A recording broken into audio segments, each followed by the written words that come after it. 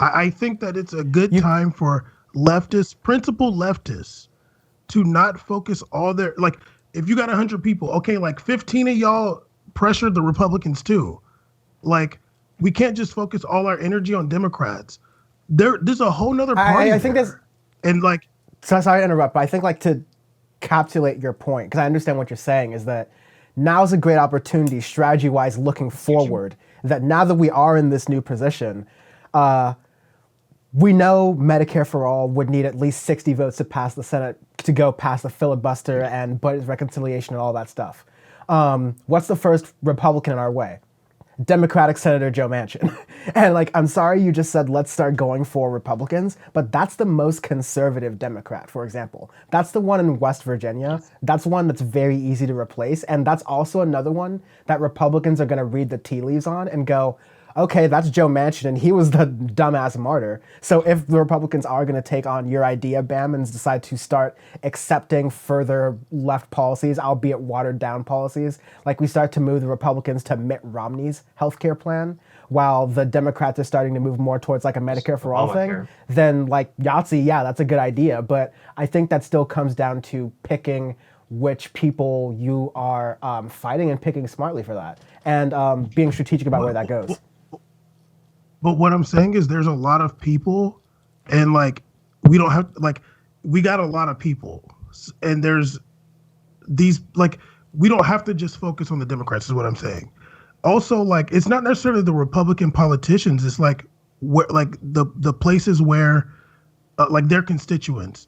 We saw these counties and stuff flip in Georgia. You get somebody in Mississippi going out there, getting people registered to vote, getting people to understand these different policies. That'll do something too. Like going into these like red counties and cities and jurisdictions and saying like, hey, like, you know, since this magical 70% of people want Medicare for all, like they got to be in those counties too. So yeah, like we can do both is what I'm saying. Like we can focus on pushing all these democratic centrists, and we can also put some energy in getting into some of these red jurisdictions like they did in Georgia, and not necessarily pushing people left, but pushing people to like sensible policies. Yeah, because if you frame it as, if you explain what a universal healthcare system is without saying Medicare for all or single payer or socialism, or socialism, you don't have to say any of those words. You just say, hey, do you want a system of government where you don't have to worry about the medical bills? It's pretty fucking simple. And if you explain it that way, then you'll have that 70% of people. Because when you frame it, because obviously a lot of taking polling and stuff is a lot of framing. So a lot of the right-wing think tanks and stuff, they frame it like, do you want socialized medicine?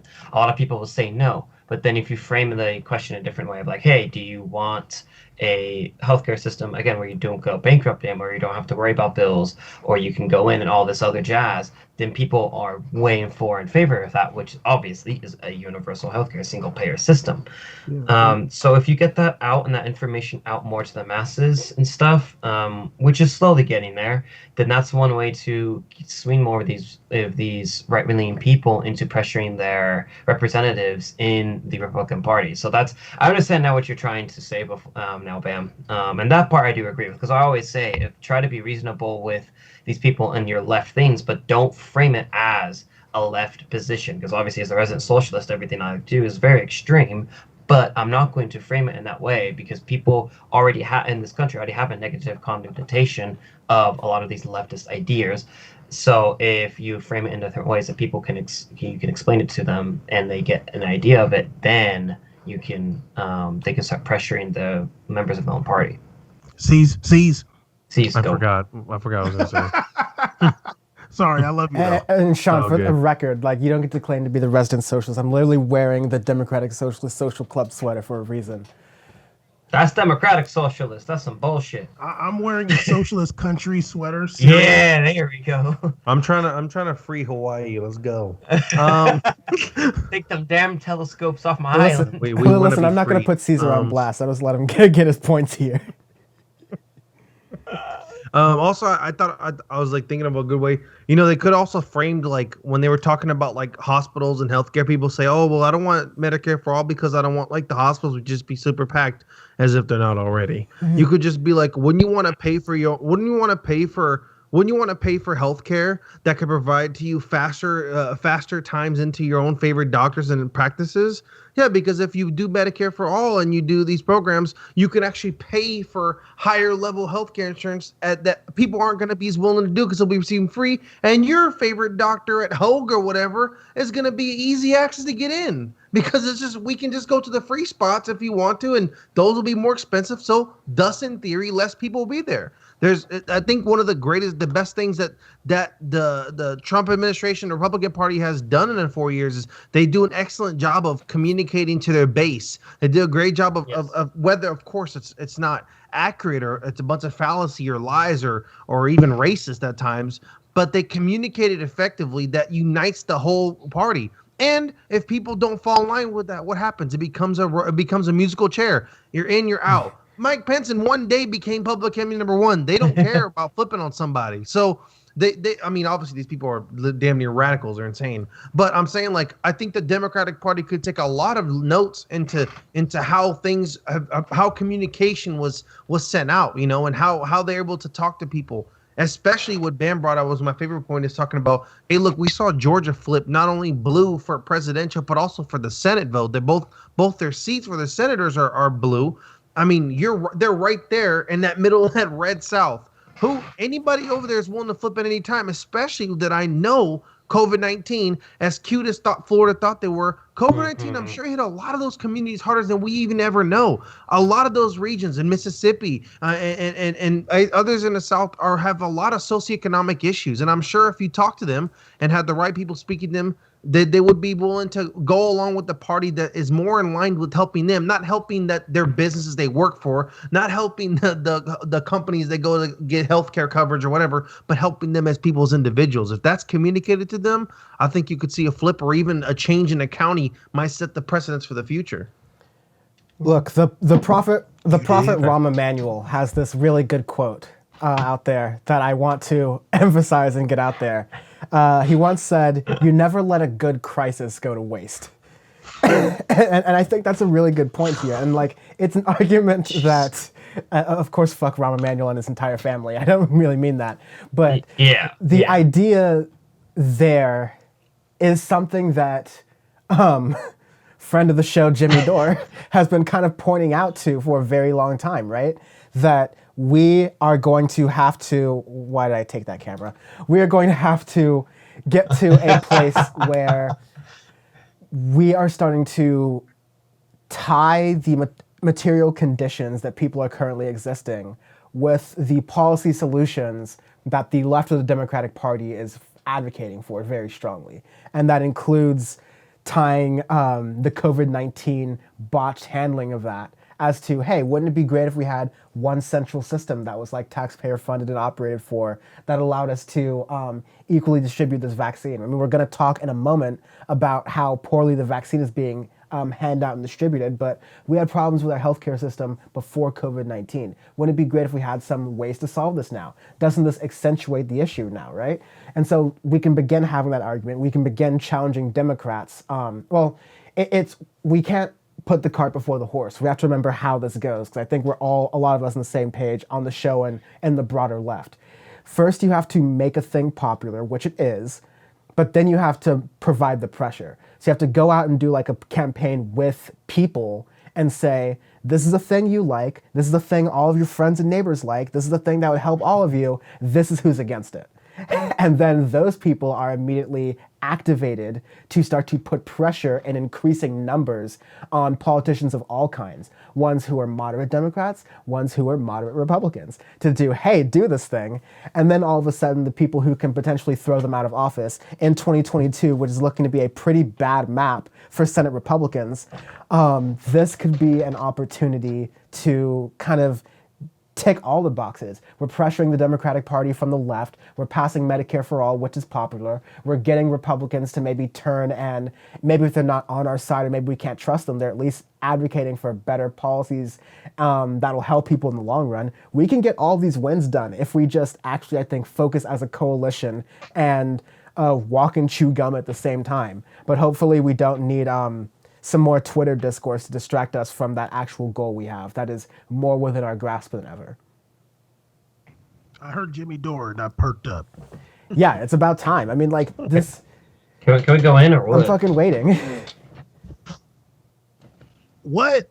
Let me loose. Okay, let me just say this off top. Jimmy Dore, you're a coward. You're a clown. Is this about... Am I going in on Jimmy Dore? Am I going? Go get him, dog. Go get him, dog. He's a disingenuous,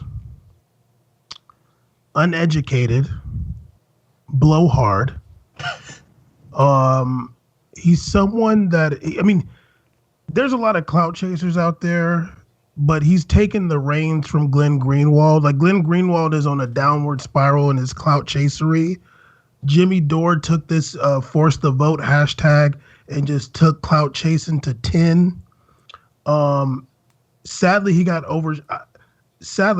overshadowed by what went down at the Capitol, which he could care less about. I was on his Twitter. You know, it's funny. These guys are funny.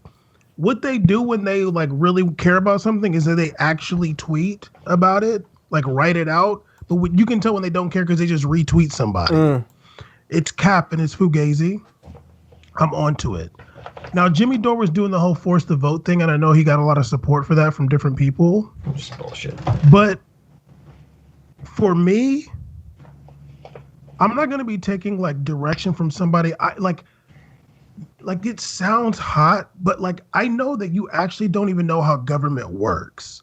Like, I can't take you serious unless you can sit there and tell me how these things would actually work. It isn't just like you just show up and say, hey, I want to do this thing and it's supposed to get done. It does not work like that. And the fact that he gets to go on his show and trivialize the political process just to wind people up and like play to people's emotions, that as a person who like takes things serious, it bothers me. I don't really care as much anymore because I don't follow him on anything. I've seen past who. I mean, he your is. man handed you a block recently, so there's also that. Yeah, and he blocked me, but I wasn't following him then. I would just like reply to his tweets and talk shit, but wasn't really talking shit. I was being obvious about who he is. But I mean, it's just like it sucks because, you know, there's always this narrative about like the American voter. You have to like dumb things down for the American voter. Like it hurts my heart, but like it's often said like the American voter is dumb and they just don't know. You got to make it very simple. You got to sloganize everything. And for somebody like Jimmy Dore, who pretends to be a progressive, pretends to be on the left, he's doing the same thing on the left. Like, you're trivializing and you're sloganizing things that are a little bit deeper than you even care to learn about. You're lazy. Like you like, it's just so much cap in your rap. I just can't. Either way, the force the vote thing, the people that he's been courting these past 5 years, he's been courting those Trump supporters with his videos and his YouTube. They got even too real for you. When you're dancing around, you know, just spent your last 4 years talking about Nancy Pelosi, Chuck Schumer, and AOC and Obama, your whole last 4 years, Trump can go assassinate somebody in Iraq. Trump can completely botch COVID, lie about COVID. You never even cared. Okay, you're trying to court those people. Those people turned up on you, and they went and stormed the Capitol building. If you were real, you would have been there with them, actually. All these complaints you got, if you were real, you would have gone there with them. You getting super chats? Fuck boy. I'm done.